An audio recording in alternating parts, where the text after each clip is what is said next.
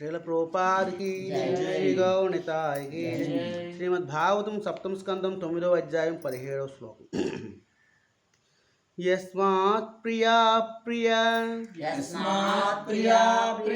वियोग संयोग जन्मा शोकाग्निना सकलयोनिषु दह्यमानः दुःखौपधं तदपि दुःखमतद्धियाहं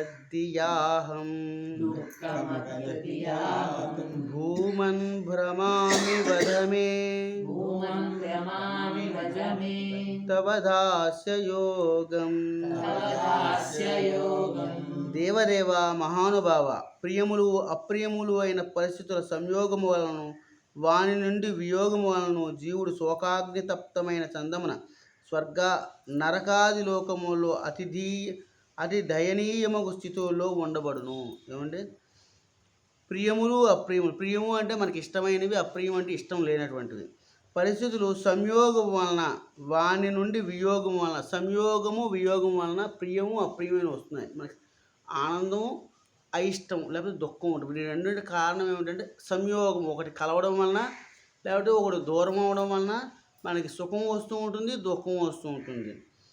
జీవుడు శోకాగ్ని తప్తమైన చందమున, ఈ రెండింటి వలన శోకము అనేటువంటి అగ్ని వలన తప్తం వస్తూ ఉంటాడు. తప్తం అంటే బాగా ఉడకడం అన్నమాట, బాగా మరగడం అన్నమాట. ఈ రెండింటి కారణంగా మనం చాలా బాహ్యంగా లోపల బాగా దుఃఖాన్ని లేకపోతే ఒక రకమైనటువంటి భావోద్రేకాన్ని కలిగి ఉంటూ ఉంటాం. స్వర్గ నరకాది లోకములో అతిధీయమైన స్థితుల్లో ఉండబడుతుంది. ఒకసారి ఆ స్వర్గలోకంలో చాలా గొప్పగా ఉంచబడుతూ ఉంటాం, ఒక్కొక్కసారి చాలా అధమ స్థితిలోకి తొయ్యబడుతూ ఉంటాం అన్నమాట. ఇది దేనివలన? సంయోగ వియోగముల వలన.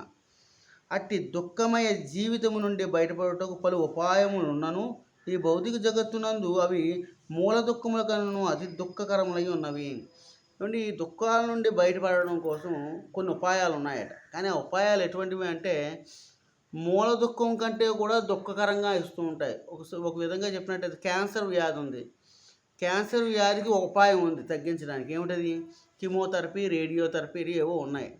మరి క్యాన్సర్ వ్యాధి వలన వచ్చేటువంటి దుఃఖం ఎక్కువగా ఉంటుందా, వ్యాధి నిర్మూలన చేస్తున్నప్పుడు దుఃఖం ఎక్కువగా ఉంటుందా? కీమోథెరపీ అవి చాలా దుఃఖంగా ఉంటాయి అన్నమాట. క్యాన్సర్ కంటే అవి దుఃఖంగా ఉంటాయి. ఇదే చెప్తున్నారన్నమాట. అట్టి దుఃఖమయ జీవితం నుండి బయటపడకు పలు ఉపాయాలు ఉన్నాయి. ఈ భౌతిక జగత్తు నుండి అవి మూల దుఃఖం కన్నా అమిత దుఃఖకరములై ఉన్నవి. మూల దుఃఖం ఏమిటి? ఇక్కడ మనం ఇందాక చెప్పుకుంది క్యాన్సర్. కానీ ఉపాయం ఏమిటి? దాని ట్రీట్మెంట్. ఉపాయం చాలా దుఃఖం అన్నమాట ఈ వ్యాధి కంటే, మూల వ్యాధి కంటే కూడా. కాబట్టి అలాగనే ఉంటుంది. మనం ప్రతిసారి కూడా దుఃఖం కోసం బయటపడడం కోసం చేసే ప్రతి ప్రయత్నంలోని కూడా ఆ ప్రయత్నమే దుఃఖంగా ఉంటుంది, ఉన్న దుఃఖం కంటే కూడా. కనుక నీ సేవలో నెలకొనట ఒక్కటే నిజమైన ఉపాయం అని నేను తలంచుతున్నాను. ఆ దుఃఖం నుండి మనం బయటపడాలి అంటే నిజమైనటువంటి ఉపాయం ఏమిటంటే కృష్ణుడి యొక్క సేవలో తలమునకు అయిపోవడం అన్నమాట. మనం అనేక దుఃఖాలు మనం చుట్టుముడుతూ ఉంటే ఆ దుఃఖాలను పట్టించుకోకుండా కృష్ణుడిని పట్టుకోవాలి. ప్రహ్లాదుడు పెద్ద ఉదాహరణ. ప్రహ్లాదుడు చెప్తున్నాడు ఈ విషయాన్ని స్వయంగా భగవంతుడు ఎదుర్కొన్నాను. ఆయనకు అనేకమైన దుఃఖాలు ఉన్నప్పటికీ కూడా తన తండ్రి దగ్గర లేకపోతే అవమానాల పాలవుతుండేవాడు. తన యొక్క అత్త ఏం చేస్తుందంటే ఆవిడకి ఒక వరం ఉంటుందన్నమాట. అగ్నియందు ప్రవేశించినప్పటికి కూడా ఎటువంటి ప్రమాదం ఆవిడకు ఉండదన్నమాట. కానీ ఆశ్చర్యం ఏమిటంటే ఆయన అటువంటివి ఏవి వెరవకుండా భగవత్ శరణాగతులై ఉండడం వలన అగ్నిదేవుడు ఇచ్చినటువంటి వరం కూడా ఆవిడ మీద పనిచేయలేదు. ఇద్దరు వెళ్తారన్నమాట. ప్రహ్లాదుని చంపేసి ఈవిడ అగ్ని నుండి బయటకు వచ్చేద్దాం అనుకుంటుంది.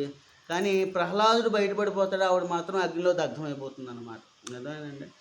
కాబట్టి ఇక్కడ ప్రధానమైన విషయం ఏంటంటే మనం ఉపాయం ఏదైనా ఆలోచన చేసినప్పుడు గొప్ప ఉపాయం ఏమిటంటే కృష్ణ శరణాగతి.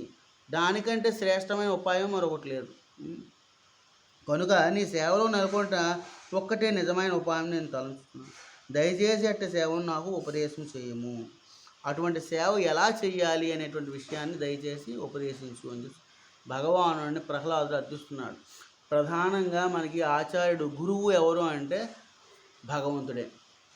అందుకనే కృష్ణుడిని ఏమంటారు అంటే జగద్గురువు అంటారు. ఎందుకు? ఆయనే భగవంతుడు, ఆయనే గురువు. అంటే కృష్ణుడు అనేక చోట్ల అన్నమాట మనకి భగవానుడి యొక్క ఉపదేశం ఎలా దొరుకుతుందంటే భగవద్ అవతారంలోనే దొరుకుతుంది.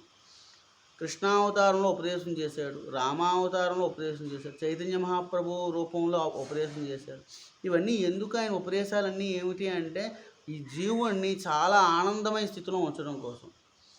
అంతే కదండి, ప్రతి తండ్రి కూడా ఏమని ఆలోచిస్తాడు తన యొక్క పుత్రుడి కోసం అంటే తనకంటే కూడా చాలా ఆనందంగా ఉండాలి తన పుత్రుడిని భావం చేస్తూ ఉంటాడు. భగవంతుడు కూడా అదే స్థితిలో, జీవులందరూ కూడా నిత్యమైన ఆనంద స్థితిలో ఉండాలని. మరి నిత్యమైన ఆనంద స్థితిలో ఉండాలంటే ఎవరు చెప్పగలరు? ఆయనే చెప్పాలి. ఆయన ఆ స్థితిలో ఉంటాడు కాబట్టి ఆయన అనేక అవతార రూపాల్లో రావడం, ఈ శరణాగతి విధానాన్ని ఆయన ఉపదేశం చేయడం జరుగుతుంటుంది. హరే కృష్ణ. శ్రీల ప్రభుపాద శ్రీ గౌ నితాయ్.